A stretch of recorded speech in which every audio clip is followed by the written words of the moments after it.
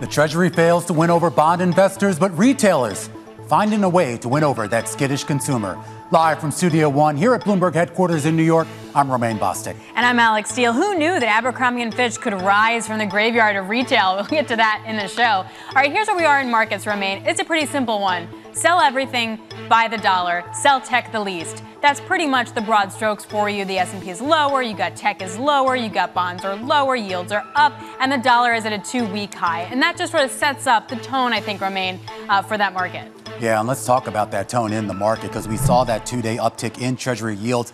And Alex, that's led to a second day of softness for equity prices. And you can really blame it all on a trio of tepid U.S. government bond auctions. The demand to hold treasuries on a price base is just not there at current yields, as a lot of folks lacking confidence right now that prices can appreciate much further without the Fed, of course, helping on that ride. We saw that sentiment in full yesterday with the week showing for 2-year and 5-year note sales, and we saw that just 2 hours ago today in an even weaker auction for 7-year notes. Now, the dour bond market sentiment is feeding into an equity market that was already in the doldrums. Some shock commentary this morning by UnitedHealth about pressure in its Medicaid business, sending health insurers lower, and a shock warning from American Airlines about domestic travel this summer being worse than expected. American Airlines, that's your biggest percent decliner in the S&P, and UnitedHealth, that's your single biggest point drag. Now, one modest bright spot out there, though, is in the retail space. Some decent earnings out of Dick's Sporting, as well as Abercrombie and Fitch before the bell, potentially providing a nice setup for Capri, which reports after the close. A conversation in just a bit with Abercrombie's CEO, Fran Horowitz, for some insight into how retailers are trying to win over an increasingly skittish consumer. Alex? Yeah, even I'm paring back my shopping. That feels like a big moment. Back to your top story, Romaine. I want to take a look at the 7-year auction. And this is one example of how to look at it. This is the bid to cover ratio, right? The lower it is, the weaker the demand is, the higher it is, the stronger the demand is. And you can see the bid to cover ratio is at a 1-year low. The buyers just didn't show up. They needed more concession. They needed higher rates. And that follows the 2 and the 5 years. So the question really is this a statement about supply and how investors feel about the bond market and the supply, or is this just straight up repositioning in the market? Well, we're going to get that question answered by our first guest, Jerome Schneider, joining us right now to help us kick us off to the close, Managing Director and Head of Short-Term Portfolio Management and Funding over at Pimco here in New York, I should say. Jerome, great to see you here. And how are you feeling right now about the bond market? Good afternoon. And we're feeling quite positive about the bond market. You know, there's a certain sense of rationality to what we've witnessed over the past few trading sessions with the bond auctions, with the understanding of where risk appetite is going. We've had a lot of the volatility taken out of the market, both from a Federal Reserve, a monetary policy perspective, as well as a risk appetite perspective.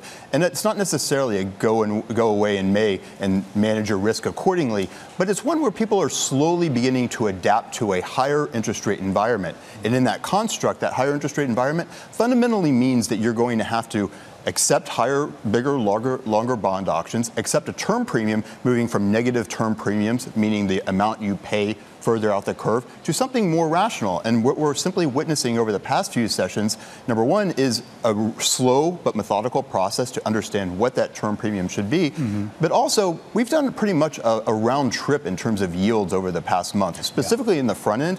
And so putting a context around this discussion, perhaps it's simply that the Federal Reserve has a much steadier hand in expecting the outcome than the market at this point in time. So the market's probably more data dependent simply than the Fed. Okay, Jay Powell thanks you for that compliment because I think he's been looking for some sort of affirmation for a while. I do want to get your knee-jerk reaction, though, to the auctions that we've had this week. And I know 3 auctions in 2 days doesn't necessarily make a trend here. Right. But when you consider how tepid some of the demand has been, is that a harbinger of more to come? Or is it just kind of that wait and see until we get more movement by the Fed, or at least more communication by the Fed, people will feel more comfortable with some of these durations? Perhaps it's simply just a recalibration, not necessarily only of supply, but the triumvirate of outcomes, growth, inflation, as well as supply. And if you think that the inflation prognostics are going to be a little bit longer, then perhaps you actually want a little bit more term premium out the curve. And then when you combine that with where risk appetite is, with tight credit spreads, relatively speaking, equity risk premiums, obviously in the higher echelons of historical realms, this puts you into a situation where a rationalization of what you should be paid both in nominal terms and real terms should be probably a little bit higher than we are today. But that being said, again, going back to the focus on volatility within the broader marketplace, when you look at where fixed income is today and when you see where the 10-year note and the 2-year note is at this point in time, from a real return perspective and a forward-looking real return perspective where you have the 5-year forward rate expectations still above 2% at this point in time, fixed income actually offers a really compelling opportunity over the secular horizon. And taking that into context with regard to that we're probably going to have a little bit more volatility within the broader marketplace over that same time frame means that you should probably be allocating a little bit more to those income producing assets as opposed to banking on capital appreciation. And where is the risk-free rate in that? Like it used to be the 10-year. Is it still? Not necessarily that the 10-year is the risk-free rate per se, and honestly the market is very bifurcated in that. If you're a real estate investor, the 10-year note is going to be very focused, but really what people are focusing on is the overall rate regime moving from zero or near zero interest rates and globally to a higher interest rate environment. That simply means that we have to be thinking about what the expected returns are across all asset classes at this point in time. So this rationalization, what we're looking at the microscopic view of 3 auctions and saying, oh, here's the beginning of a trend, it might be, but the reality is that the calibration toward where we are headed has more to do with the digestion of high real rates and high relative rates here in the near term versus what we've been accustomed to over the past 5 to 10 years. And that's going to take some time in order to avoid indigestion. And frankly, this is, again, a very rational expectation for the market to be having at this point in time. Just basically means that what I'm hearing is it's just going to be range bound. And it might be a wide range, right? But it is going to be range bound. We're going to see some volatility around there. What's the best way to play that? So that's exactly right, is that there will be probably more volatility in a relative sense than we've been accustomed to in the past, simply because the Federal Reserve is sitting a bit back and sort of assessing the landscape for inflation a little bit longer than the market had expected. But in that context, what it simply means is you want to be weighing and leaning into asset classes that are going to have a little bit more resiliency. High-quality asset-backed securities, even stepping out of those cash domains that people have found for a very long point in time as attractive, because we know we're going to be at this higher rate environment for a longer period of time, begin to sequence out of your traditional cash products like Treasury bills and move into the front end of the yield curve to get those 6 to 7% returns in those high-quality assets. Why do you think people are so reticent to do that right now? Well, number one, originally it was because they were expecting rate cuts along the way. Yeah. Secondly, when they think about risk-taking, there's still a relative concern about where are we in the cycle? Where is risk-taking going to land? Is it a hard landing? Is it a no-landing situation?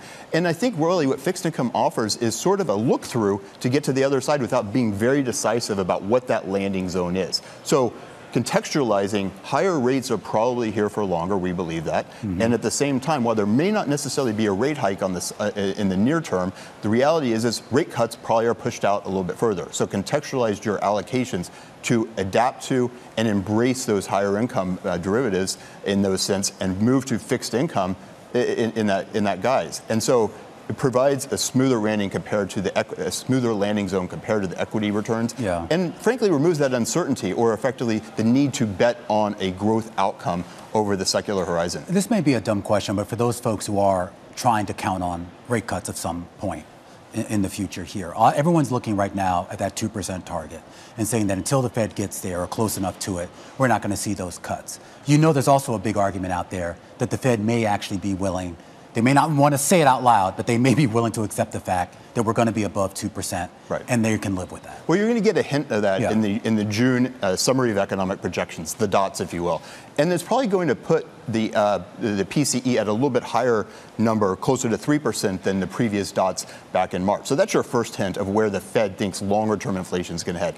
Secondly, there might be a discussion being more formal or informal discussion being had at Jackson Hole in later summer. And that's a great forum for them to begin to plant some seeds, see where that ends, so that maybe the R-star, the neutral rate, isn't as low, which, while quantitative and sort of wonky to think about from an economist's point of view, from a practical point of view, if I just said to you, hey, inflation's going to be higher over the next 10 years than you thought it was going to be in the past, your expectations of return should be very, very different. And when you do that analysis, whether you're a retail investor or an institutional investor, you begin to want to gravitate toward those asset classes that are producing real inflation-adjusted returns after the fact. And that's where fixed income becomes that focal point over that horizon. So That's a very real conversation and not a dumb question. It's something that investors should be focusing on in that longer term discussion. All right, Jerome. Well, you always give smart answers to everything we throw at you. Jerome Schneider, Managing Director and Head of Short-Term Portfolio Management and Funding over at Pimco, helping us kick you off to the close. Coming up in just a bit, a closer look at Abercrombie and Fitch coming off an earnings report.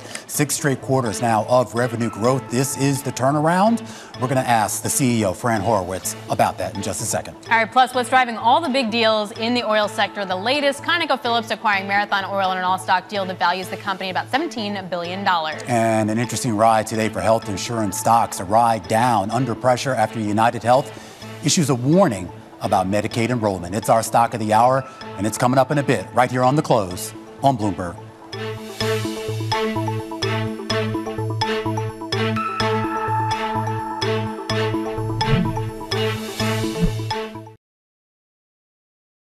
South Africa's most important election since the end of apartheid focuses on infrastructure challenges, economic growth, and political fragmentation. Bloomberg's Jennifer Zabasaja reports live from key battlegrounds in Johannesburg, Cape Town, and Durban. We think that South Africa is an exciting part of the world. South Africa is a thriving and vibrant democracy. There's a lot of expectation for the election. Continuing coverage today on Bloomberg Television. Context changes everything.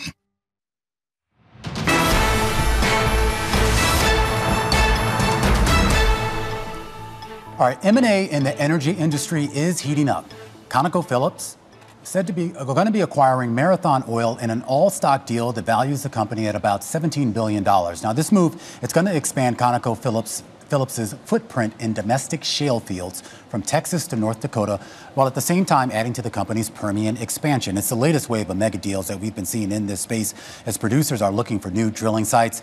Alex, we were going to get a guest for this, but we really no better person to talk about this with than you here. I am trying to figure out, though, because, I kind of understand, I guess, the Permian because they're there, but explain some of the Texas and North Dakota shale. Is this a net benefit for them to go into this space through acquisition? So a couple of things. So they do expand their Permian footprint, but they also expand their Eagle Ford and Bakken footprint as well. They were already in those areas, but this helps expand it. And overall, analysts have been kind of asking the question throughout the day, does this make Conoco bigger or better? And it doesn't seem to me that analysts have the answer to that yet. Is it just like straight up bigger? You're just going to get more inventory, therefore bye-bye?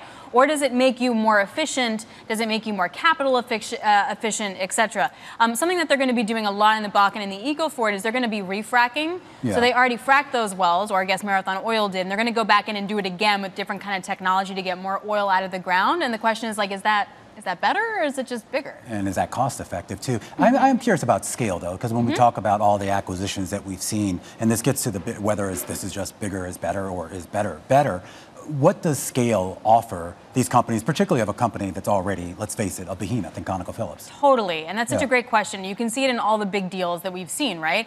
I think at the heart of it is that if you're an investor and you're a portfolio manager, you can't own a lot of oil stocks. This is not an environment where you can do that. So you're going to have to pick the creme de la creme to be that. So there can't be a bazillion oil companies all vying for that dollar from you to do that. So they're kind of forced to be the one out there who's going to make the big bet to say, look, this is now our market cap, this is now our juicy dividend and buyback, and this is our production growth. Pick me, don't pick my peer. And I think at the heart of it, that's really sort of the issue. In addition to I want inventory, I want a long lifespan, blah, blah, blah. Yeah, so let's take the flip side of this, and that's Marathon Oil. Other than the $17 billion that they're getting into their bank account, what are they really getting out of this? Why cash out now? Lee Tillman can be like, look at my awesome deal. Yeah. It's also been in play. We reported from Bloomberg that Devon was also interested in buying it. And that they were one of the sort of handful that were sort of floated around as deals to be done. You had Crown Stock was one that was already bought. Endeavor already bought. Mewbourne, private, not bought, but that's kind of the big one left. There's a couple other ones too. And then not forget, there's like 400 private players, like small mom and pop guys at the end of the day, right? What did they do? Like, do they just unite together? Do they wait to be scooped up by a big guy? And then there's a medium size, like an EOG and a Diamondback. They're not as big as Conoco, right? Yeah. But they are still really big players. What happens to them? No regulatory issues? There'll be regulatory issues. There will be? With this administration or the next one?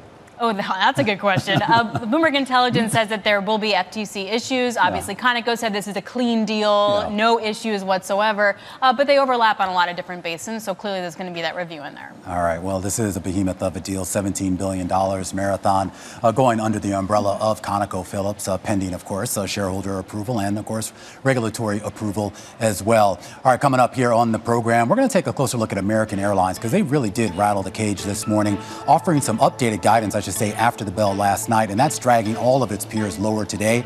The big question is, are investors overreacting, or does this signal something larger for the airline sector? That's coming up in a second, right here on The Close on Bloomberg.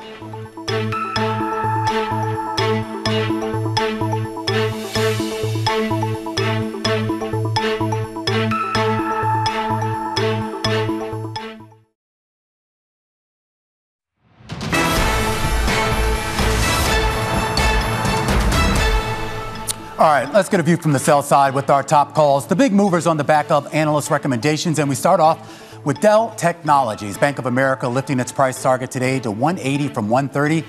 The analysts really positive right now, given AI server demand, increased needs for storage, and what he says is an expected PC refresh in the months ahead. Shares of Dell having a decent day, up about 5%. Not having a good day is Bank OZK. Next in line with a double downgrade to sell from buy over at Citi because of two major real estate projects the bank has extended credit for. Now, the analyst highlights substantial concerns about a multi-use project in Atlanta and a life sciences development in San Diego. He calls the strategy with regards to those properties idiosyncratic and flags the bank's tightening capital levels. Those shares today having their worst day since the onset of the pandemic, all the way back in 2020. And finally, let's take a look at American Airlines. Jefferies downgrading to hold from buy. The analyst over there, Sheila Kahyaoglu, says it's clear American's long-term strategy will take some time to execute, especially after slashing its profit and revenue outlook for the second quarter. She sees sales lagging peers for the rest of the year, given the tougher than expected industry capacity for short-haul flights. American Airlines shares down almost 15% here on the day, its worst day also, going back to 2020. And those are some of our top calls.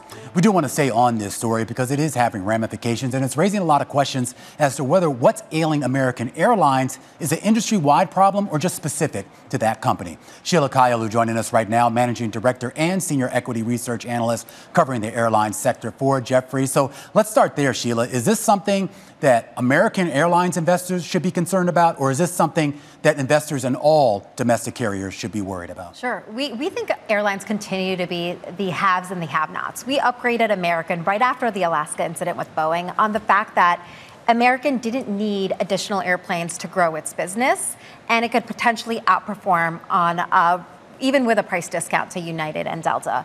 But we started having thesis drift at the March Analyst Day when we didn't find a good revenue framework.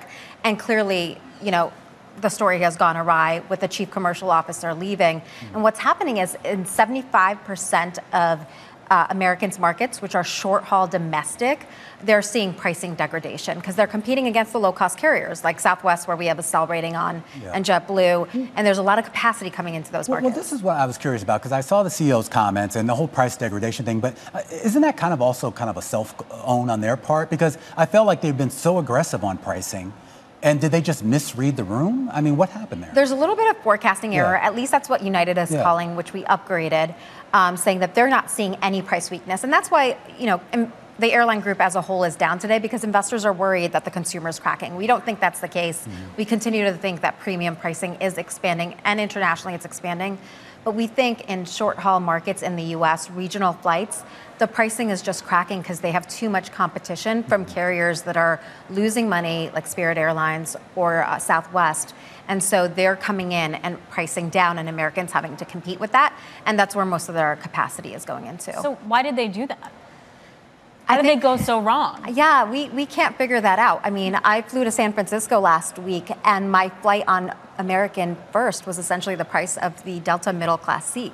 So our whole thesis was that American could secure some of that pricing gap between Delta and United but I think the other end of the market really softened for them, whether that was the Florida markets, the Caribbean markets, as U.S. domestic demand leisure kind of leveled out. There was too much capacity at the end of the day, and more troubled carriers tend to be in those markets. So at the end of the day, you got to take capacity out, right? Like, how long does it take to sort of right that ship? Well, is it a bigger issue with American? And that's what's coming into question, and that's why the shares are down 15% today. Is their entire strategy flawed, where they were putting too much capacity into the U.S. Sunbelt? They were also changing the way they sell to the corporate markets. So did they end up losing corporate share? There's a whole host of problems that are coming up to question. But one good thing is they're managing on the cost side. But on the pricing side, they're down 5. They're underperforming Delta and United by a significant margin. Well, then that gets to the question. I think the last few times we've had you on, all the talk has really been about capacity, obviously the Boeing and delivery issues, and to a certain extent, the cost structure here. Are those at least more at an equilibrium, or at least getting to an equilibrium? I'm just trying to look for any sort of bright spot or silver lining here for investors that they can look to. They're managing costs really well. Yeah. They've done that really well, and I give them credit. However, because we're cutting our EPS forecast by 40% this year, it is also cutting our free cash flow estimate. That means they can't delever, and they'll probably have to take new planes in 2026 and beyond. So it kind of puts a pause on the entire thesis, and that's why we decided to downgrade it last night. What's your favorite airline right now? Continues to be Delta on the premium pricing trend, but United, given its international exposure, is 40%. International prices are continuing to stay up, and they're keeping that momentum. And I would say the management team at United is very focused on being shareholder friendly, and that's a differentiated point of view. Yeah, because everyone went over to see Taylor Swift in Europe, so that really probably helped. There you go. All right, Sheila, thanks a lot. Really appreciate it. Sheila Kyogu over at Jefferies, thank you. So here's what I do. When I'm in the TSA line and I'm waiting to go through security, I get on my phone and I pre-order my Starbucks at the Starbucks so I don't have to wait online for 25 minutes. Not everyone is like me, though, because apparently, did you see this? Starbucks workers are really upset about being short-staffed. They say that your latte could take longer than usual because of an algorithm that Starbucks uses to allocate store labor. And they did a survey and found that at some areas you could wait as much as 30 minutes for your Starbucks. I laugh this, and you know, this is where I get to be smug because, you know, I don't drink coffee. So it's like, you know, I don't know why anybody would stand there for 30 minutes waiting for a coffee. Are there no other coffee shops around? Once you get used to your taste and your flavor, that just is going to be your taste and your flavor. Because I'm just saying, I mean, you know, in New York City, I mean, you could throw a rock and hit a coffee shop, even an airport, right?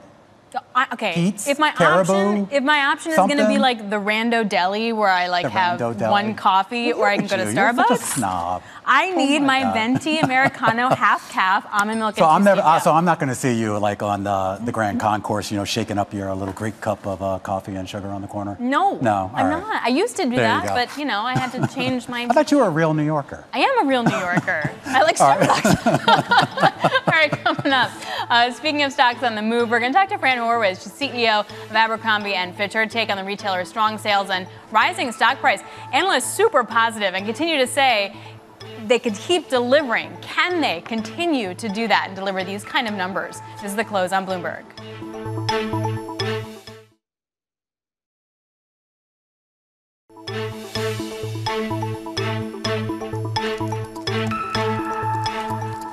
Just about 3:30 p.m. here in New York. This is the countdown to the close. I'm Romaine Bostick. And I'm Alex Steele. And yes, it is a down market, but there are some real pockets of strength, Romaine, particularly shockingly in some retail sectors like Abercrombie & Fitch and Dick's Sporting Goods, also really crushing it. Yeah, apparently people be shopping. You've been shopping? I have not been shopping. Oh, okay. I'm has. Strict and I'm on a budget. But the amazing part about these two companies, for example, they're limiting their promotional activity, so their margins actually got better. I only shop at places that have sales. Yeah. Okay. Well, you're going to disappoint our next guest. I am. But I think, but it gets to a point though, too. Though there are certain retailers that have that kind of pricing power. They don't need to offer those gigantic discounts to get you in the door. But you know, some would actually argue some of the companies you mentioned, even like Abercrombie, even like a Dick's, that's not always discretionary for a lot of folks, particularly if you're buying for your kids. You know. Exactly. If you know, my son, I don't know if you know this now, but all the kids today, they're all wearing the stuff that apparently I wore as a kid. So now I just wish I had saved all my sort of wide flared pants and all this other stuff because apparently that's all back in style. From the 60s, is that? It's the 60s. Yes, I'm that old. But cool. The point is, or you can just buy them brand new. I mean, I threw out my bodysuits and blazers, and now they're back in. So there's that too. All right, let's get to that point because shares of Abercrombie & Fitch are just absolutely soaring today. The retailer raising its full-year outlook after blowing past first quarter sales estimates. The retailer now expects net growth to rise around 10% for the year. That's up from previous estimates of 4 to 6%. Joining us now is Fran Horowitz, the CEO of Abercrombie & Fitch. Fran, it's great to get this perspective from you. What drove your killer year? I mean, you've just been delivering quarter after quarter. Can you pinpoint one or two things that have really helped drive it for you?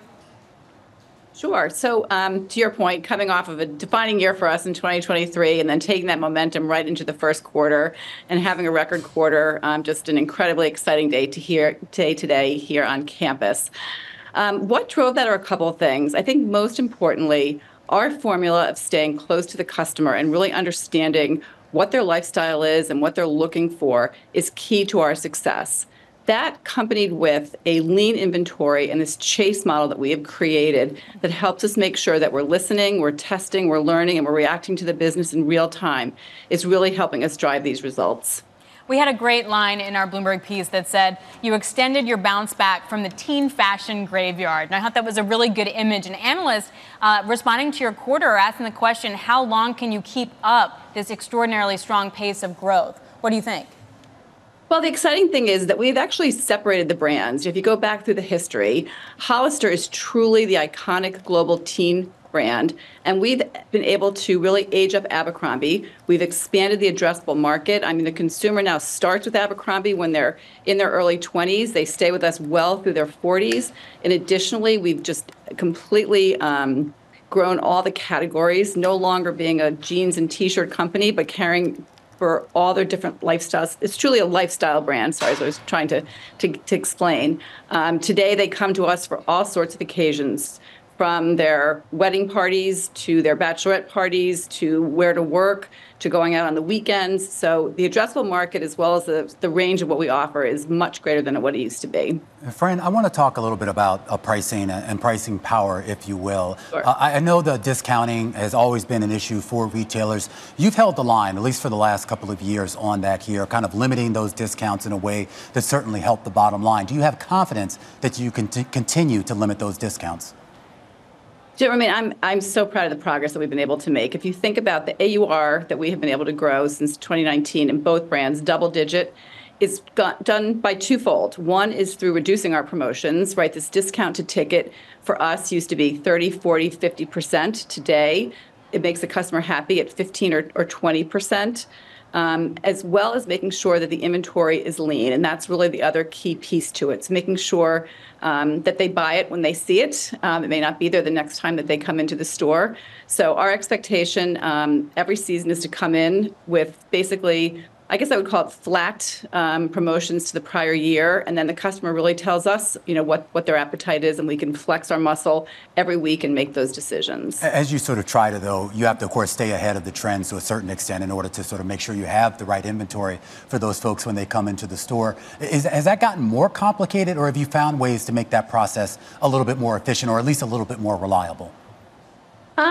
Great question. Yeah, I would tell you that with both the digital business as well as the in-store business, we can test our product pretty efficiently today. And then the key is being ready with your supply chain and making sure that it's agile enough that you have your fabrics ready and that you can get the product in on a very quick basis. When you take a look, Fran, at the overall consumer appetite, we keep seeing lots of different signals that the consumer is slowing down. Are you noticing any of that? And if you had to predict out the next 12 months, how would you describe your consumer? Alex, I guess my answer to that would be if you look at the results for 23 and you look at the results for the first quarter, clearly that's not what we're seeing from our consumer. I think the key is if you offer the consumer the right product, the right fashion component at the right value, they are responding. I mean, the customers in any economic time have a choice on where to shop, and they are choosing us, and that is true in Hollister as well. Are you noticing how they're paying it all? Like, I know you do the buy now, pay later stuff. Like, are we seeing any more sort of on credit? Are there delinquencies on that, or delayed payment, or buy now, pay later? Any other read-through I can get? No, there's been no change to any of that payment. That's really amazing. And what about expansion going forward, Fran? I mean, what are you at, around like 750 stores? Are you planning to increase that count? Yeah, we have an opportunity both domestically as well as internationally to continue to grow our store base. In 2023, we opened up 65 new experiences around the world. We'll open up about 125 this year. the opportunity for us is to gain back a lot of share internationally. We've been on quite a tear in North America for the past few years, and just starting to see our playbook, exported internationally and really starting to work there as well. Where internationally? Because, this is still a company that's the lion's share of its sales here in the U.S. and North America. Where internationally are the best opportunities? I would tell you that in the EMEA region, the UK and Germany are our two biggest countries outside of the U.S. That is where we're currently focused. We've built a team in London that's helping us localize our assortments and localize our promotions and make sure that we deliver our product appropriately from a calendar and a customer wearing perspective. All right, Fran, well, we really appreciate you taking time to be with us today. Fran Horowitz there, the CEO of Abercrombie & Fitch, coming off of its first quarter earnings report here and some pretty decent numbers, 21% comp sales growth, Alex, and of course the guidance that they gave going forward, also pleasing investors. You see that in the share price, up 24% on the day. Yeah, American Eagle also reporting after the closing bell, so that's going to be quite interesting. That stock has also had a really nice run in the last year as well. It does feel like if you have a targeted group, you're good. Yeah, it'll be interesting. Then you have a company like Capri, which is kind of its own story, also reporting tonight, and then tomorrow I think you get, a Birkenstock and Nordstrom. So it's kind of funny because we lump all these retailers all into the same basket, but I think as we saw you with Abercrombie & Fitch, and you mentioned American Eagle, these are really, a lot of them really are idiosyncratic stories. Which is so interesting because I feel like just even a few years ago, these companies in essence would have been left for dead, as in no teen's going to want to go spend that much money, forget it, no way, it's going to be the Targets, it's the Walmarts of the world, and now that and then has come back. It's like a cyclical industry in essence. The one thing I didn't get to ask is how much Abercrombie do you have in your closet right now? None. None? None. All right. Well, no. All right. Well, I'm we got too old for them. Okay. No, she said it's aging up, Alex. I guess up. we're gonna have to take a field trip after the show. Before we get there, though, we're gonna take a look at some of the other big stocks moving today, and let's take a look at the health insurers. A down day after United Health says it's anxious about a disturbance in the Medicaid cycle. It's our stock of the hour, and it's coming up next, right here on The Close on Bloomberg.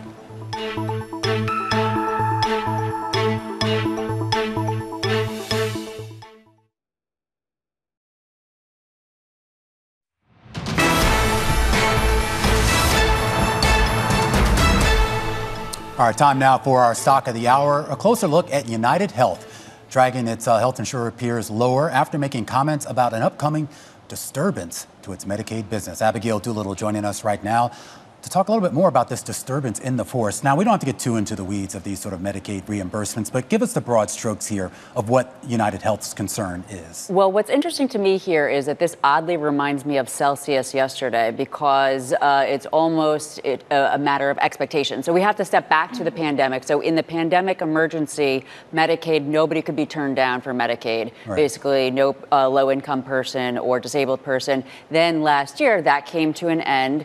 So since that time period, 20 million people have been basically turned away. That's 90% of the states basically deciding who gets to stay, who gets to not stay. We knew that in April, so that's the bad news. There's only another 10%. But today, folks, the CEO came out with this comment, and it seems like there was just a little bit of an overreaction. And the reason I say that, similar to Celsius, the stock was up in a huge way. Out of the April low, it was up more than 20%, and then you have this bad news. Again, this news was essentially one thing, though, that jumped out at his comments was the idea of how long it would take to sort of course correct. Right, this idea but I don't think that's necessarily new based on my understanding. In terms of, because when you think about an insurer's revenue line, it's the number of members times the premium. So they already knew that they had lost 20 million people for Medicaid. Plus, some of those folks go back into Medicaid. The states will relook at the case by case and potentially put some of them back into it. But yes, I agree that. Okay, so his comments though specifically about this idea of sort of it being kind of a multi-quarter cycle to get back to normal. We're talking about a flat fee that they get. So if they lose a customer, that's basically lost money. Yet they're still saddled with the extra costs. And Alex, I think the one thing that seemed alarming to me, even though a lot of this might have been known, was this idea of him articulating that he didn't really seem to see a light at the end of the tunnel. Multi-quarter cycle for states to basically wind up ponying up the premium to cover everything. Well, I think something else interesting to take a look at here is if you look at the analysts covering this stock, not surprisingly, mostly buys because they're a big banking company. They have a ton of debt to redo. But so the sell side is really pretty bullish on the story, but the buy side, I think, is less bullish. So I think that there's that tension there also in terms of there's negative sentiment for the space, because there's, of course, the Medicaid issues that we were talking about a few months ago. Right. Are they different?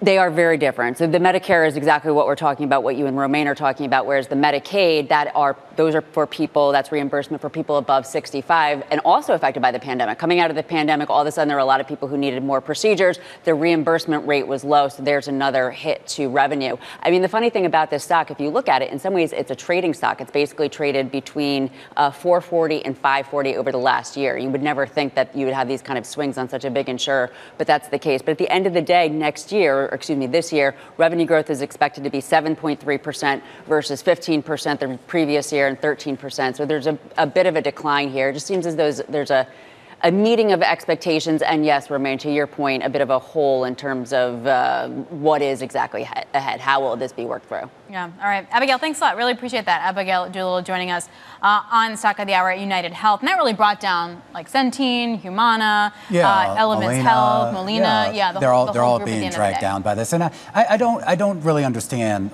I mean, look, he was giving guidance more or less, right? So like when he says, look, this is going to be several quarters before we work this out here, I feel like the interpretation of this is going to affect the bottom line, or at least it's going to affect the top line and, in theory, the bottom line as well. Yeah, and sort of where that winds up shaking out. Like, and is a few quarters, what is a few quarters? I don't know. Is it a year? Is it 6? Is it 8? I mean, a few could be 3, a few could be 8. Are you relying on states to pay you money? Because I don't know what that's going to do. Have you talked to some of these states? Some of them are crazy. I have not talked to these states. Okay. Not this state. We love this state. I think Romaine has. Not Illinois, where he's from. All right, coming up, we're going to count you down to the closing bells. Nancy Tengler, CEO and CIO of our Laffer Tengler, will be joining us. This is Bloomberg.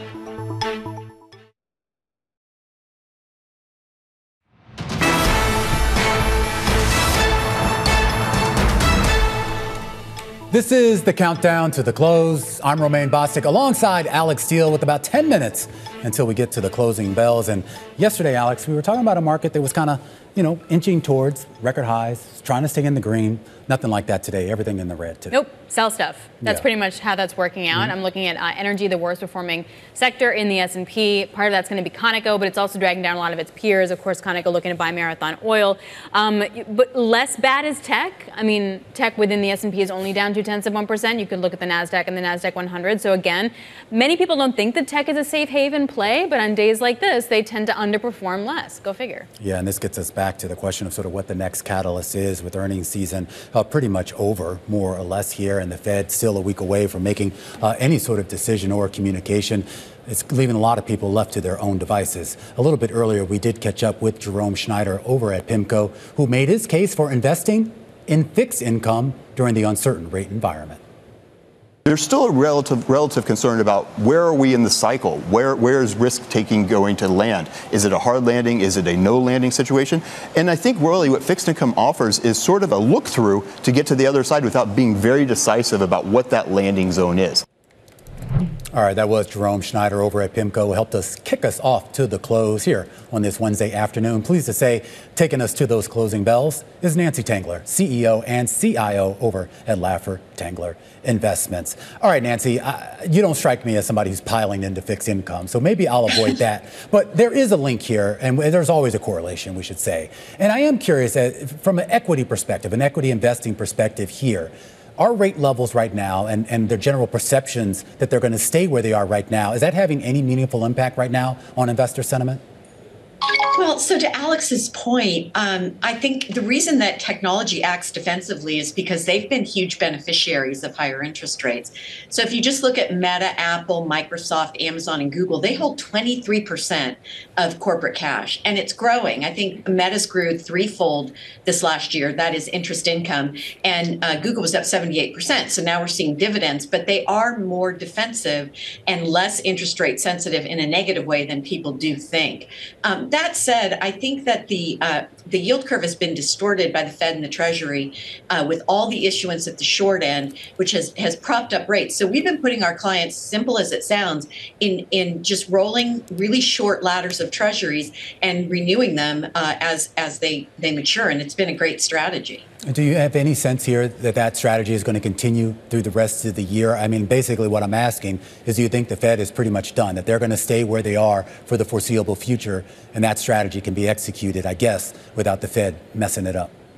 I think so, Romaine. I mean, I'm of the mind that we'll probably get a cut, and there's a whole bunch of reasons for that. But generally, that's not going to matter much to the short end, and it's not going to matter much to stocks either. But as I've talked about on your show, really for almost the last year, this market and this economy is analogous to the 1990s in so many ways. It's anomalous in how much debt and spending we have as a country, but there are a number of analogies that line up. And I think what will save the day at the end of all of this is productivity. And that will bail us all out, but in particular, the Fed. I mean, funny, we were talking about fashion. Same deal, right? The 90s are back in terms of fashion, so it's a nice little pair. So if that's the case, what is your portfolio that would have that crushed it in the 90s that you can then somewhat replicate today? Yeah, well, so I think you have to, our investing theme has been and will continue to be, I think, for the next 3 to 5 years, old economy companies that are embracing digitization, cloud computing, generative AI, and then the suppliers of those picks and shovels. So not just the hardware, but the software applications, and it's a really interesting collection of names. The poster child for old economy is Walmart. They sort of check all the boxes. They've also embraced robotics, and that's improved margins, improved growth. Same store sales comps have grown up dramatically. But most importantly, they raised the dividend 9%, which is a vote of confidence from management that the earnings power they have generated will continue.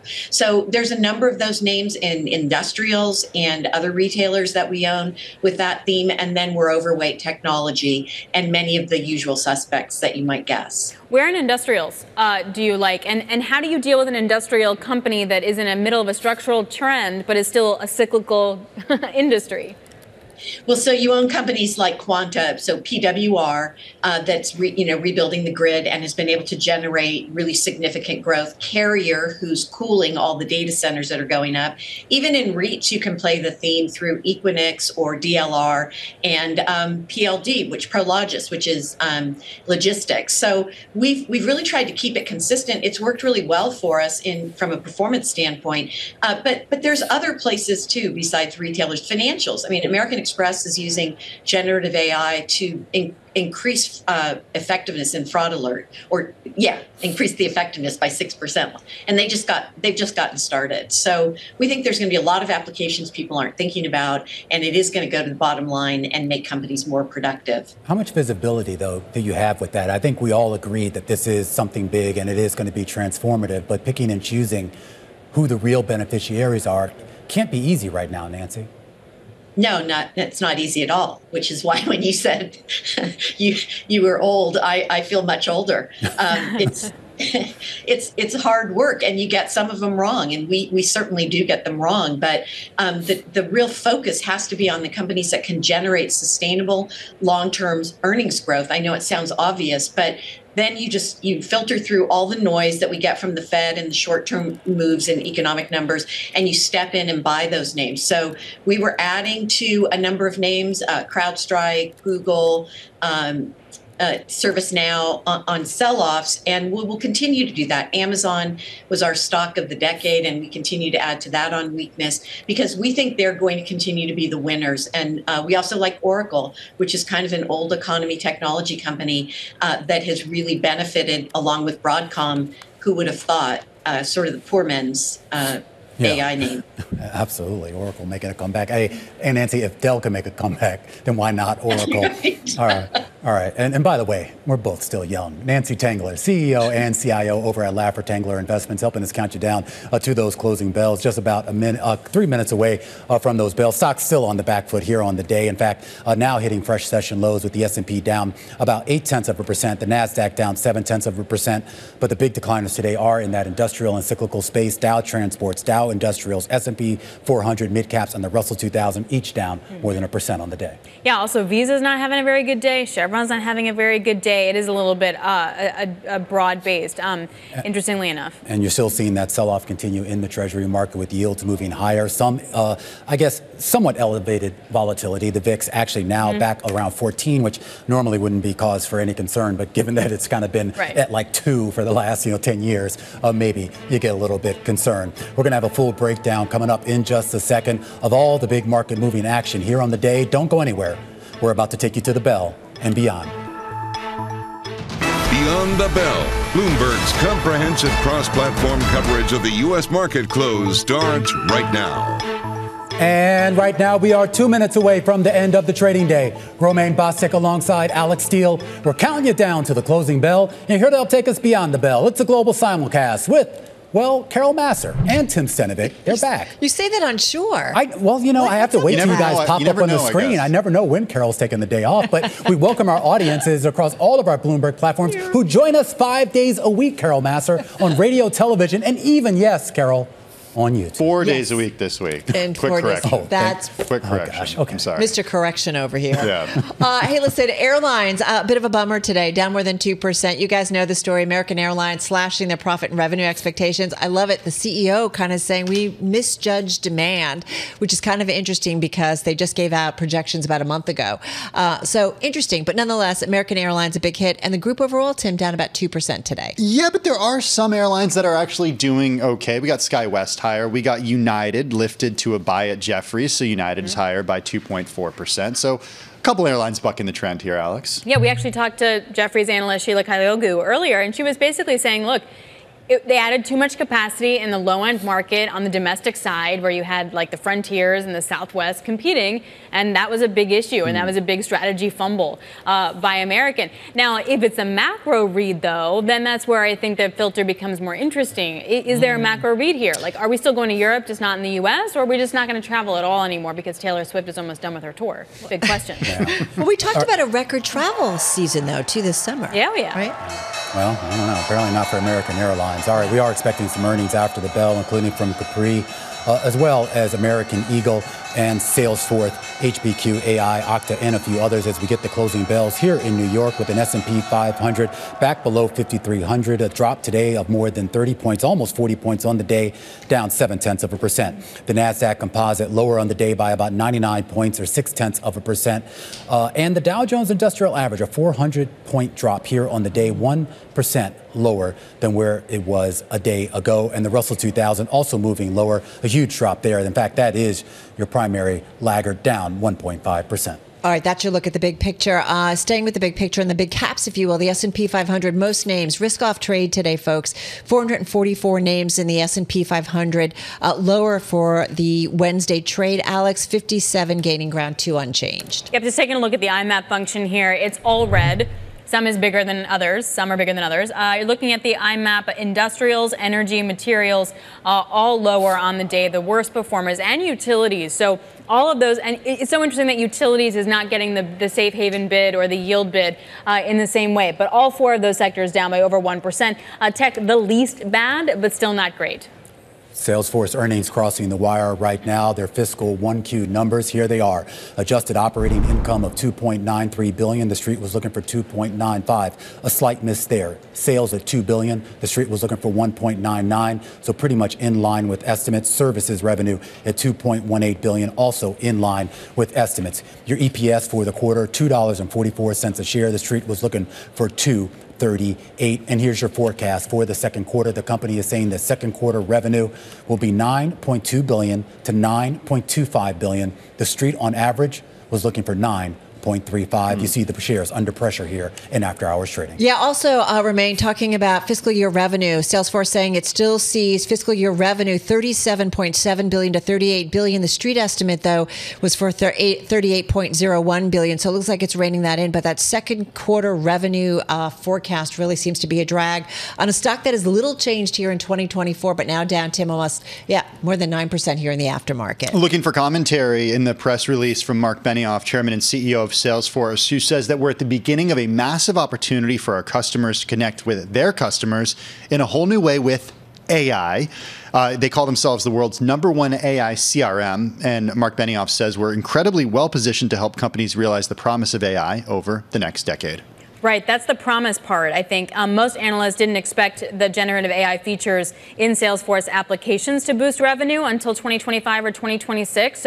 But touting it when you know it's not going to come for a couple years, quite difficult. That stock getting hit quite hard. Again, just reiterating that headline, the second quarter revenue is the one that really missed there. They're seeing between 9.2 and 9.25 billion, lower than estimates remain. Staying in the software and application space here, a much smaller player is Okta, but they're also moving lower here, and it appears to be because because of some of the same issues that we saw in the Salesforce release. This despite the fact that EPS in the quarter did come in above estimates at 65 cents. The street was looking for 55. Revenue also came in above estimates, but it's the guidance, once again, causing some concerns here. The company's saying for the full year, they're looking at revenue of 2.53 to 2.54. That's kind of slightly above what they had guided to before, but clearly not enough to satisfy investors. Those shares down 7%. Yeah, fiscal year adjusted EPS, they're now saying $2.35 a share to $2.40 a share.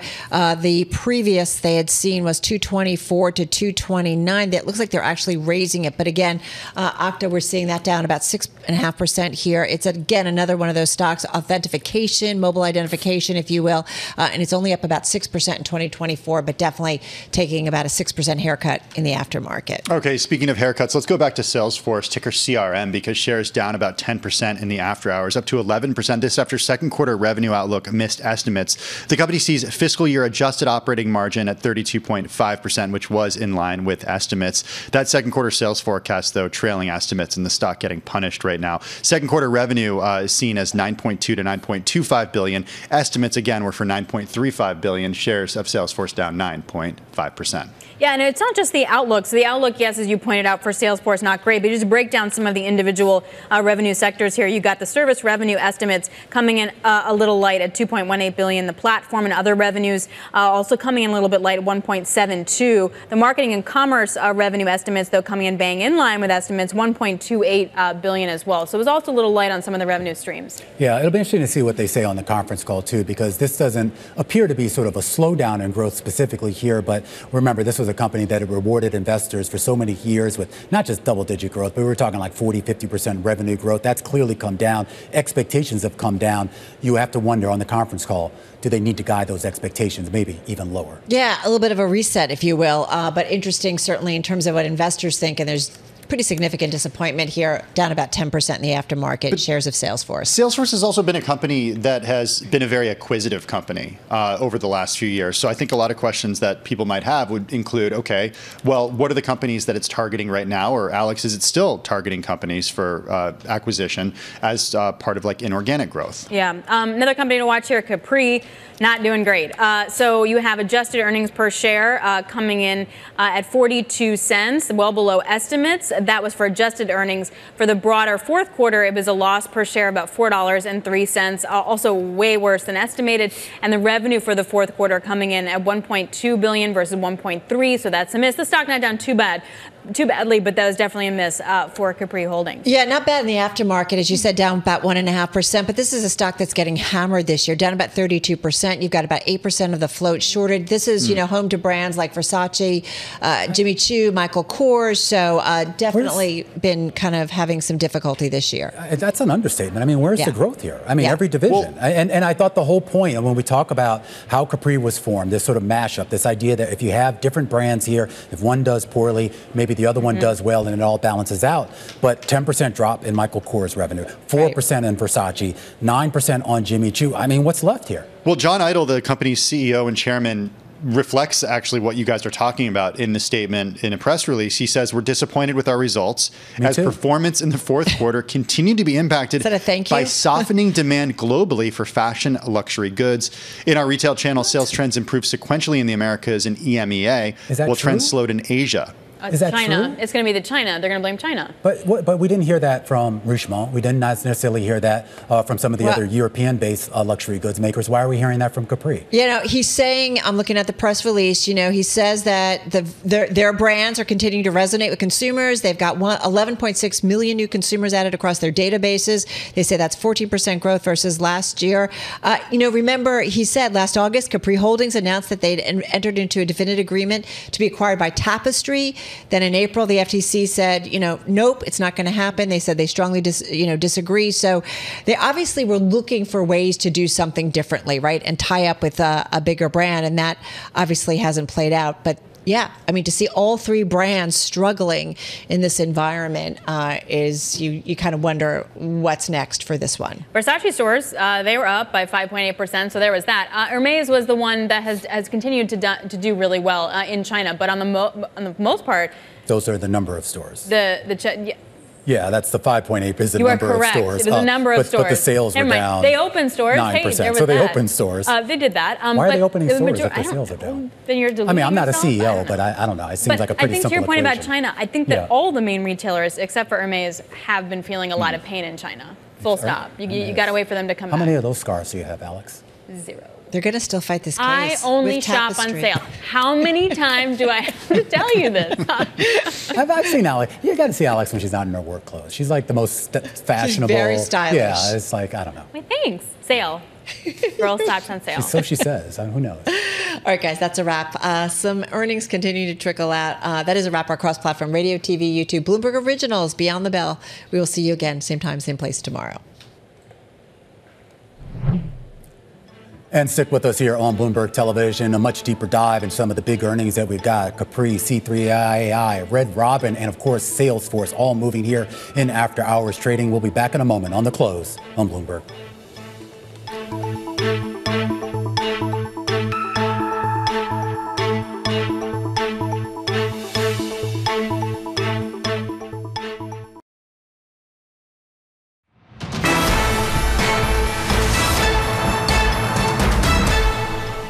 Welcome back to The Close. I'm Alex Steele. And I'm Romaine Bostic. It was a wild day in the markets once again, with most of the major equity indices ending deep in the red. But a lot of that was linked to what we saw, well, in the Treasury space. Another sloppy auction, this time on the 7-year Treasury note here. And you take a look at what yields did here on the day. A second day of gains that we saw on the benchmark 10-year, a second day of gains that we saw, significant gains on the shorter term 2-year. Bitcoin remains on the back foot. And as far as equities go, well, everything was down today, Alex. You take a look at chip stocks. You take a look at, well, some of the airline stocks, and you take a look at some of the other stocks in the healthcare space. A big part of the reason why you saw the S&P end the day down by 0.7%. Absolutely. Individually, if you peel it back, there were a lot of interesting movers. You mentioned airlines. American Airlines obviously hit quite hard. They downgraded their outlook. Marathon Oil up after a bid from Conoco, which incidentally leads Conoco stock lower. A lot of questions about, is it bigger or is it better?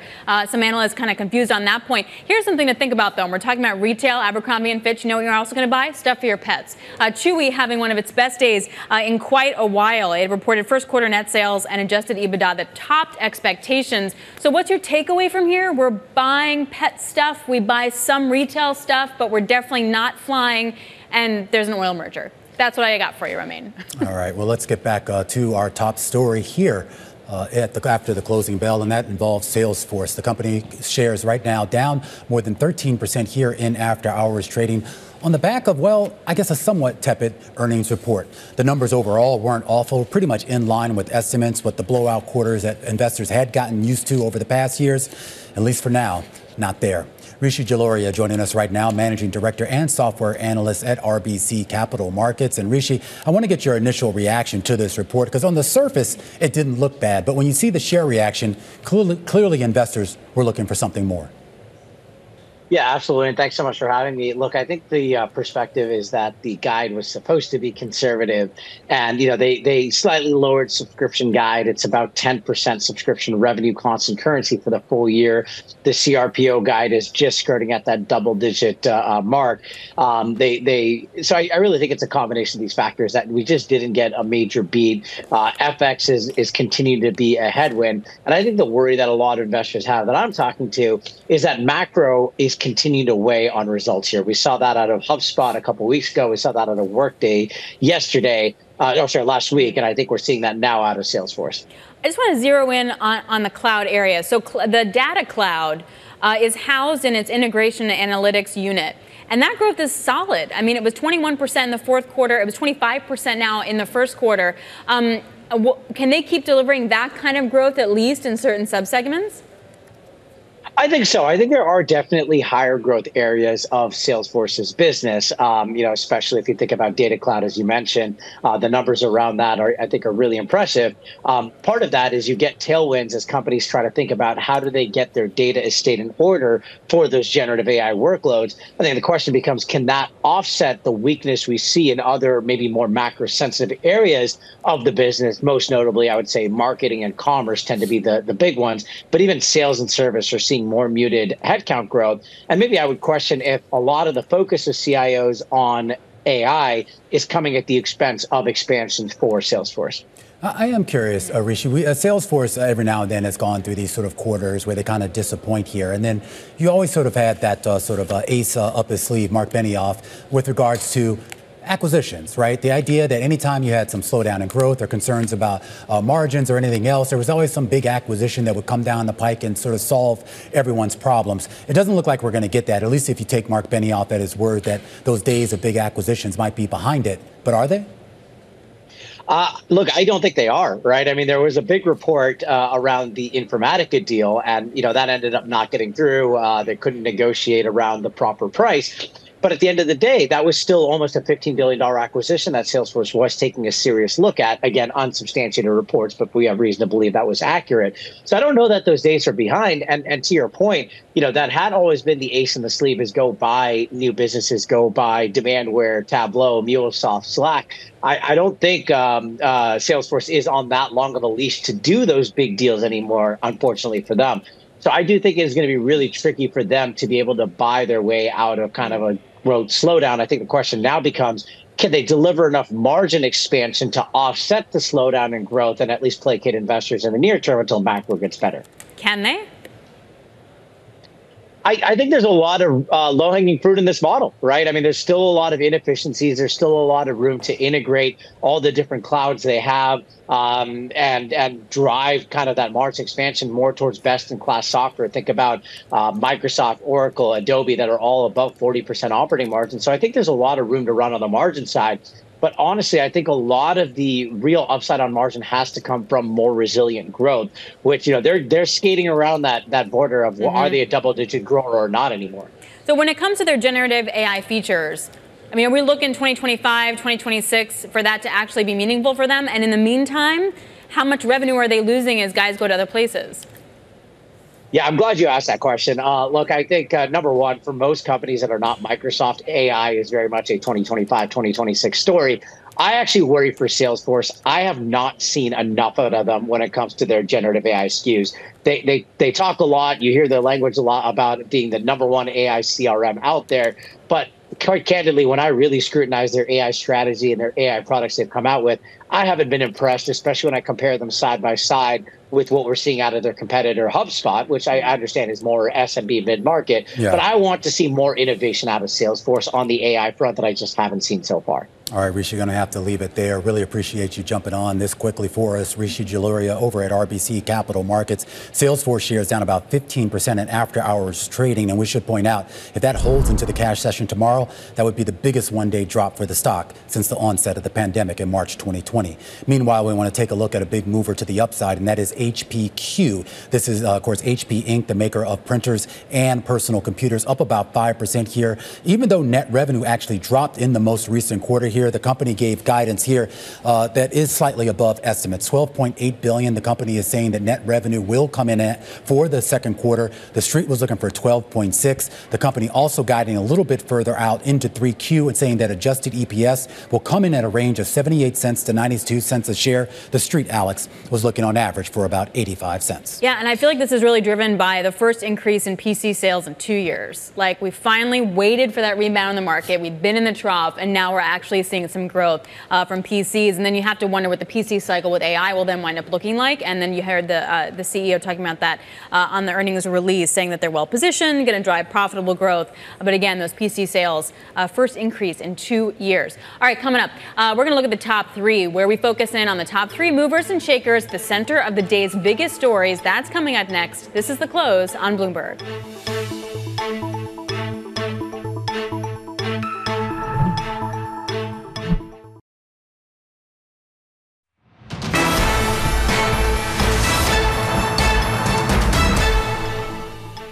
More earnings out this time from American Eagle Outfitters. The shares down in after hours trading after the company says the first quarter EPS actually came in at about 34 cents a share. Now, that's up from about 9 cents of where it was in the prior year, but it looks like it's coming in a little lighter than what the street was looking for. Revenue also coming in a little bit light at $1.14 billion. And the company's guidance going forward, they're saying operating income for the current quarter will be around $95 million to $100 million, and full year revenue will be in the 2 to 4% range on a year-over-year basis.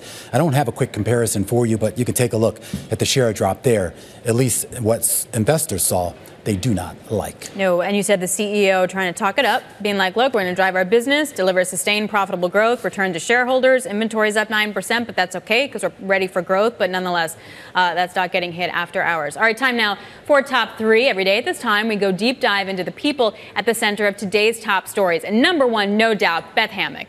The Goldman Sachs veteran has been selected as the next president of the Cleveland Fed. Now, I spoke with her alongside Shanali Bassett and Guy Johnson last year about the debt ceiling and the risk of the downgrade for the Treasury.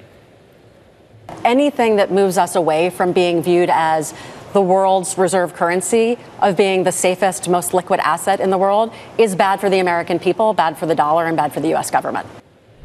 To say she's a firecracker is an understatement, but we were talking to Jerome of Pimco, and he's like, I'm really glad that someone who understands like bond internals in the market is going to be on the Fed. Yeah, it's always good to have somebody who actually understands market structure and isn't just sort of a academic. No shade to anyone else, but you need that variance there. I'm also keeping an eye on Charlie Scharf, the CEO over at Wells Fargo, was speaking at a banking conference today, and he really talked about this idea of Wells Fargo really leaning into investment banking, of course, something that they don't really lean into at all right now. But this has been kind of in ambitions for a while. Remember, he split up the corporate side of the business and the investment banking side of the business. I think was it a couple years ago, back in 2019, 2020 here. So basically, he's saying, look, this is staring us right in the face. I think it's probably less of a decision for him right now, and probably a little bit more of a decision for regulators. But clearly, he sees this as a potential growth opportunity going forward. Yeah, you have to wonder, like, is now the right time to do that? Yeah, who knows? Yeah. I'm not running it, so there's that. All right, and wrapping it up for this one is Mari McGinnis. The head of Long Island Stony Brook University has now been named as Yale University's new president. It comes at a time of tumult across U.S. higher education over everything from student protests to faculty diversity and admissions. I would not want to take up the mantle anywhere soon for any of these guys. It's just that job seems like too hard. To say the least here. But, maybe sometimes a fresh start can sort of soothe the soul. I mean, everyone takes out their frustrations on the person ousted, and maybe the new person gets a little bit of a grace period. But my guess is her grace period will be pretty short. Really short. Yeah. Speaking of and transition, we're also looking at Marymount Manhattan College. So this small private college, Manhattan's Upper East Side, is merging with Northeastern University. And for more on the economics of higher education, we're joined now by Bloomberg's Janet Lauren. Janet, why are they doing this? Well, if you look at small colleges today, they're not in great shape, especially if you're located in the Midwest and the Northeast, where there just happens to be fewer 18-year-olds. So the question is, how are these smaller colleges going to survive? And we're starting to see more close. The pandemic actually extended their life for a couple of years because it gave them a lot of grant aid. It helped their students. They were able to string along for a couple of years.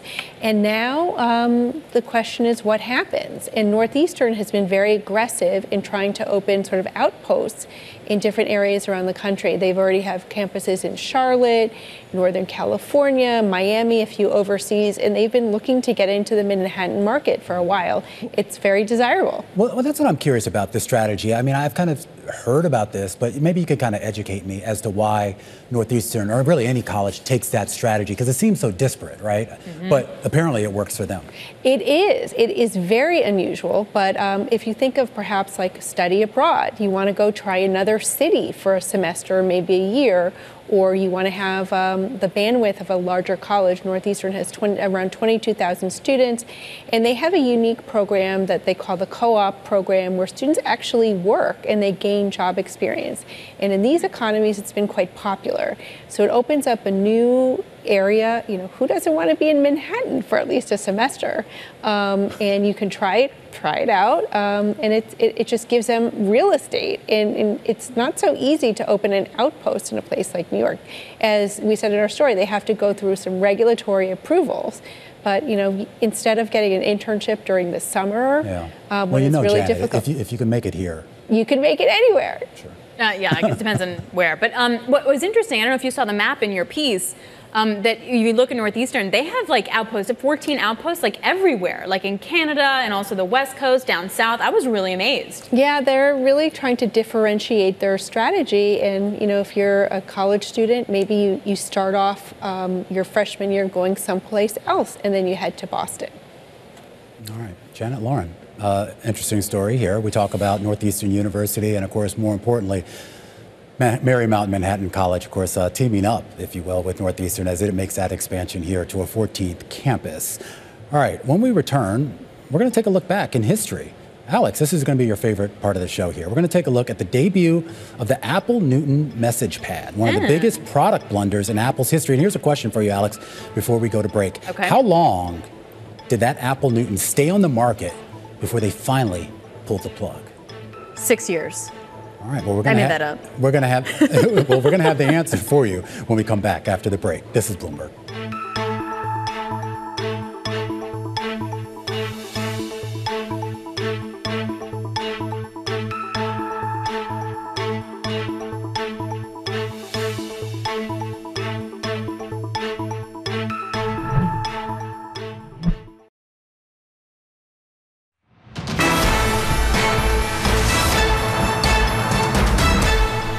All right, let's take a look back at this day in history. May 29th, back in 1992, Apple CEO John Sculley gathered reporters around at the Consumer Electronics Show and announced the pending release of a personal digital assistant called the Newton.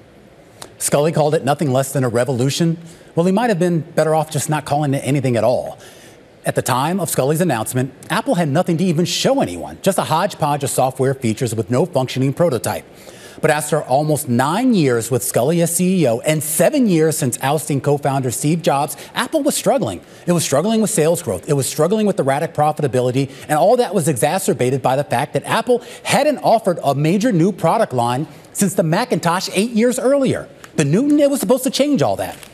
But Sculley's decision to rush the announcement proved a critical mistake, raising consumer expectations too high and giving would-be competitors a chance to play catch-up. And those competitors, they had plenty of time. It took almost 15 months after announcing the Newton message pad for Apple to even put the device on sale. By that time, Sculley himself was on the outs with investors, stepping aside as CEO.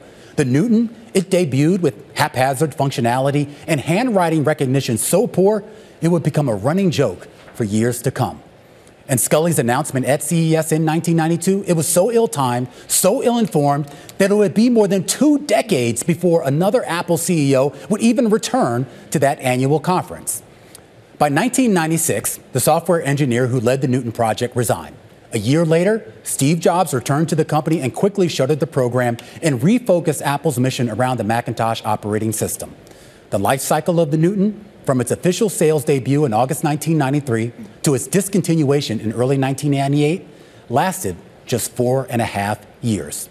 That makes the Newton one of the most notable tech product blunders in history, alongside the Sony Betamax, the Nook e-reader, the Juicero, and the Windows Phone. But ultimately, we know Apple got the last laugh, as many of the technological underpinnings of the Newton made their way into the iPod in 2001 and the iPhone in 2007, proving that while the Newton as a product may have been a failure, the idea behind it of a true pocket computer was prescient back in 1992. It was just well ahead of its time. All right, Romaine, that was awesome. I love these. I learned so much with them. Some breaking news for you, though. Saudi Arabia is set to launch $10 billion Aramco share sale.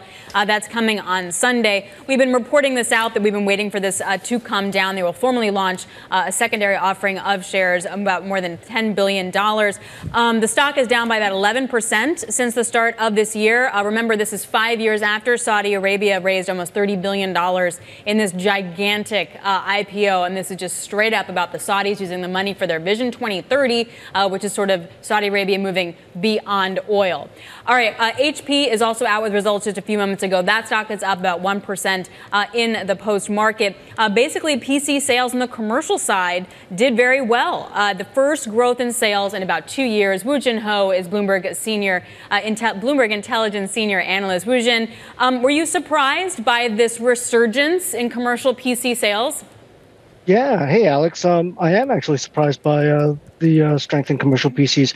Me and the rest of the street were expecting, soft PC results because of soft commercial IT spend. And it looks like commercial PCs is coming in at around 5% year-on-year growth, and consensus was forecasting down 2%. So, pretty notable and positive for HP.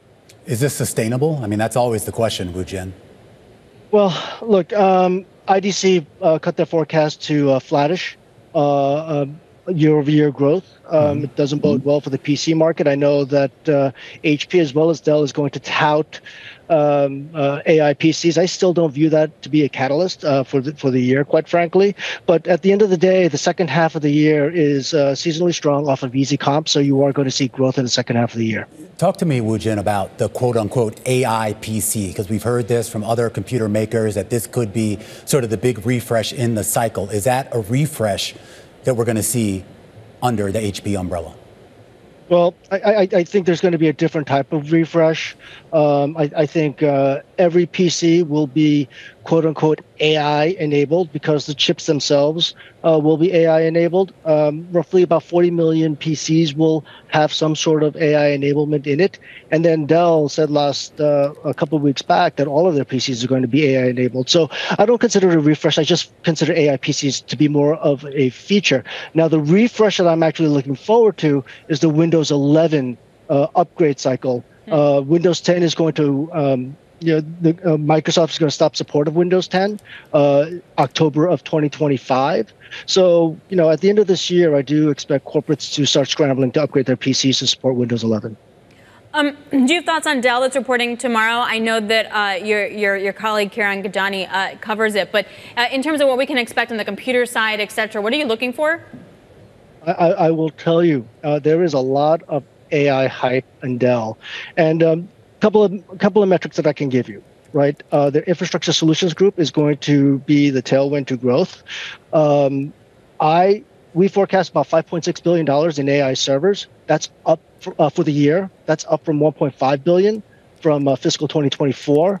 Now, given some of the deals that Dell may have closed during the quarter, there's some industry forecast, consensus forecast that think that could be $10 billion for the year. So if they can deliver on anywhere above, if they don't raise their ISG guidance, it'll be considered a failure. So I do expect them to raise their ISG guidance and really drive up their outlook for fiscal 25. All right, HPQ shares up about 3% here in after hours trading. Woo Jin Ho of Bloomberg Intelligence. We turn from those earnings back to the retail sector. American Eagle reporting after the bell just now. Abercrombie & Fitch reported before the bell earlier. We had a chance to catch up with the CEO of Abercrombie & Fitch and get her perspective here on whether the customer is pulling back. That's not what we're seeing from our consumer. I think the key is if you offer the consumer the right product, the right fashion component at the right value, they are responding. I mean, the customers in any economic time have a choice on where to shop, and they are choosing us, and that is true in Hollister as well. Fran Horowitz, the CEO of Abercrombie & Fitch, joining us right now. Robert Burke, chairman and CEO of Burke Associates. And I am curious here, Robert. We talk about sort of the consumer as sort of this monolithic thing a lot on this show here. And I think as we're learning from these various earnings reports we're getting, these are very sort of specific sort of avenues that each of these retailers have here. Is there a common thread right now? Well, the common thread is that the consumer is a little bit overwhelmed. We're seeing in general a slowdown in the luxury fashion market, but it's really divided between two parts. There's the high luxury, which is performing, and that customer is much more resilient. So the Chanels, the Hermeses, the Pradas, those groups continue to do well. LVMH also doing well. And then we have the aspirational luxury or the affordable luxury where Capri falls in, Coach falls in, a number of people, and that's been much more challenging. We'll talk about Capri because we just got their earnings out and they were pretty bad, at least on on the sales growth side. Versace was down, Jimmy Choo was down, Michael Kors was down. I mean, there was nowhere to hide in that quarter. So what's going on? Well, it was tough all the way around. Yeah. There was no doubt. 70% of Capri's business is made up of Michael Kors. So that was difficult. You know, they said that they were really hit on the wholesale side. Everyone's being hit on the wholesale side. And they should all, I think, kind of take a lead from those brands I mentioned before, which really control distribution and the direct-to-consumer experience on every level. And that's not something that Capri has done so well. Wait, so we're saying that Versace and Jimmy Choo's are affordable luxury? They're not affordable luxury, but 70% of Michael Kors at Capri is affordable.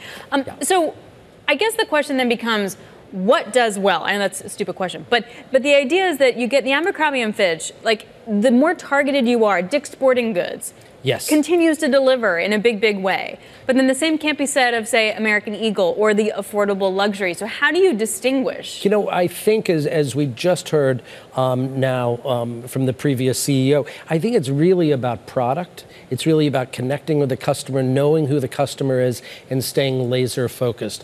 Being too broad right now is really difficult and treacherous. For the affordable luxury and then the luxury too, is that just going to be a pure China situation? Like we need them to come back? So you need to be targeted if you're in kind of middle market. But if you're high end, is it all about China? You know, it's not so simple. People used to think that, and it would be easier if it were simple. You know, we saw that China was very down for Capri. And with LVMH Group, that was their upside, was China. So it's not so easy to target that way. And it's really brand by brand. How do you get to, and I want to go back to this point that you made too, about the distinction between kind of what we've seen with LVMH and Richemont, some of those European makers that really do have much more control over their brand and their brand distribution. When we go back to Capri and this tie-up that may or may not happen with Tapestry, would that help to solve the problem, or are we just combining two companies that kind of have the exact same problem? You know, they both have different specialties and strengths. And there was so much excitement in August when the possible acquisition was happening, and the FTC has now stopped that. We won't know until September if it will happen. But I think that consolidation or acquisition is kind of the theme that's going around in general in brands and in retail especially. What do you think in terms of having sort of I guess, American or sort of a U.S.-based, really big sort of luxury conglomerate to rival those? Can this rise to that, a combined Tapestry, Capri? Do they have the capacity to do that? Well, you know, combined, they're about $12 billion. Yeah. So they're big. They're about 5% of the luxury market if you put them in that luxury sector. But I think when we talk about Americans, I would really look towards Ralph Lauren and what they've done and how he's really kind of elevated his brand, controlled his direct-to-consumer experience, whether it be through retail or online. You know, the Michael Kors American e-commerce site has had a lot of challenges. Yeah.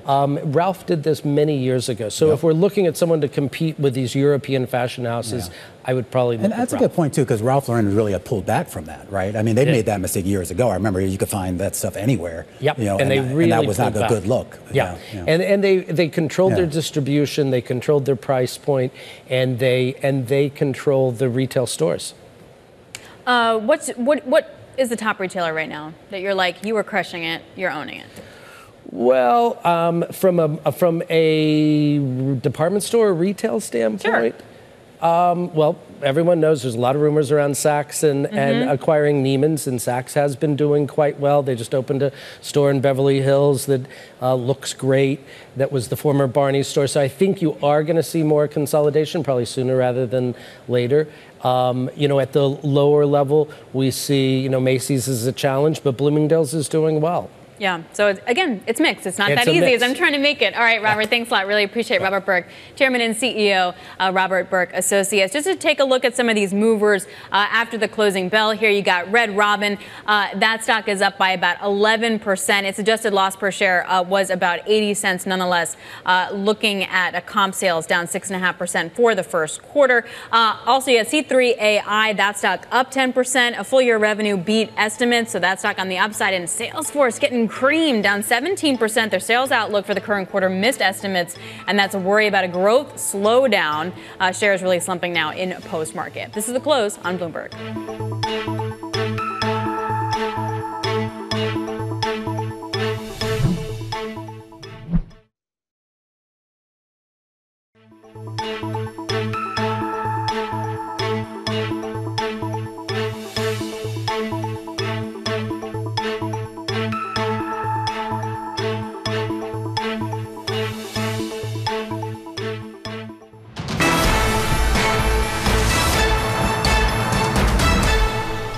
The New York jury in Donald Trump's hush money case has been excused, ending their first day of deliberations, setting the stage for a historic verdict that could impact the former president's White House campaign. Joining us now from the courthouse in Lower Manhattan is Bloomberg's David Gura. All right, David, what do we know? Where do we go from here?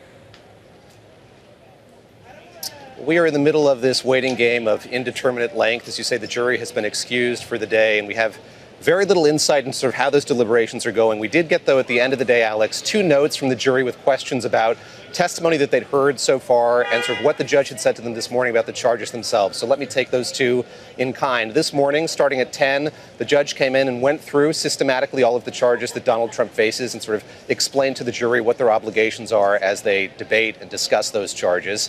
The second note had to do with this meeting that took place in Trump Tower in 2015 between Donald Trump, David Pecker, who was then the publisher of the National Enquirer, and Michael Cohen, the president's former lawyer and fixer who testified on behalf of the prosecution during the course of this trial.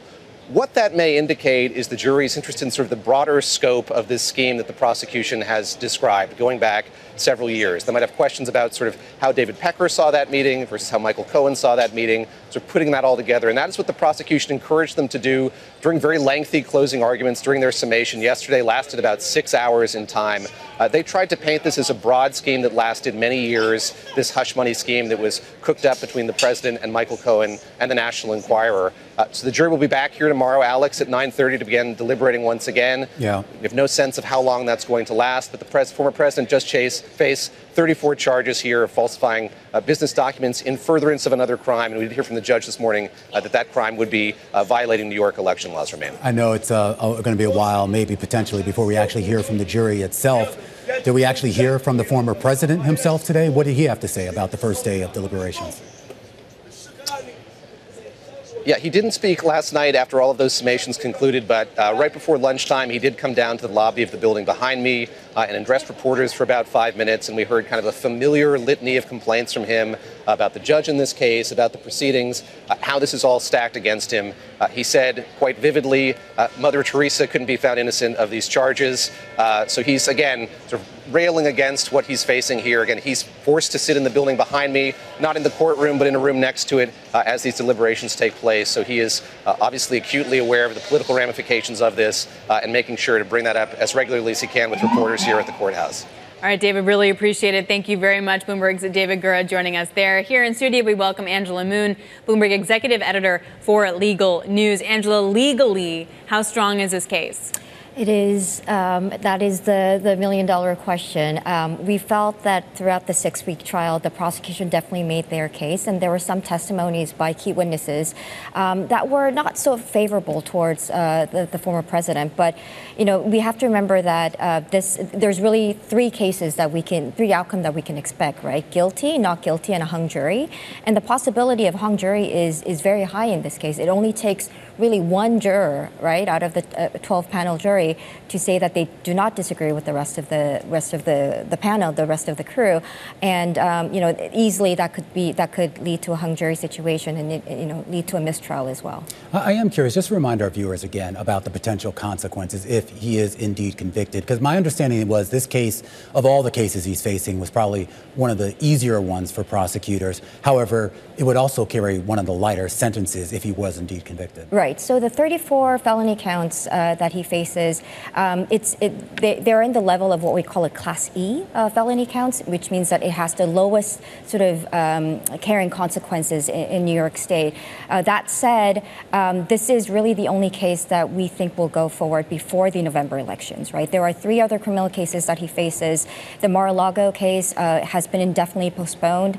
The January 6th case. And that's because that's the judge in Florida. Yes, that keeps Judge Eileen Cannon. And then we have the January 6th case, which we're still awaiting the Supreme Court to rule on the immunity case. And there's obviously the Georgia Fulton County case where, we are waiting for the outcome of Trump's appeal of trying to throw away Fani Willis from the case. So this was really the one case that we could actually see an outcome. And you don't think those other 3 cases will even get started before the election? At this point, it's really hard to see them really happening anytime before November. And even this case, even if he's convicted, convicted, right? The actual sentencing and the appeal process that will immediately follow, right? And Trump will probably take this all the way to Supreme Court. That is our sort of guess.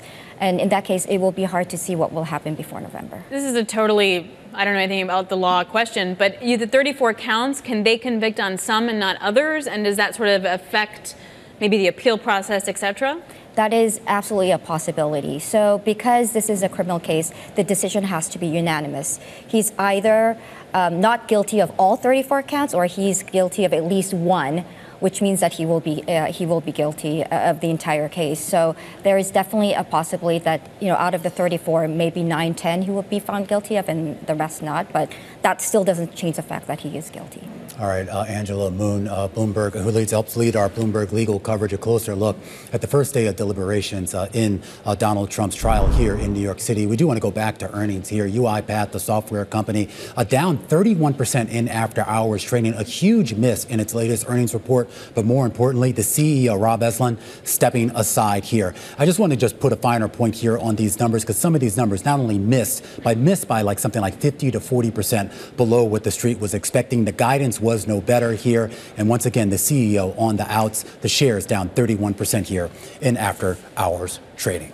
All right, stick with us here. We're going to set you up for what to watch over the next 24 hours right here on Bloomberg.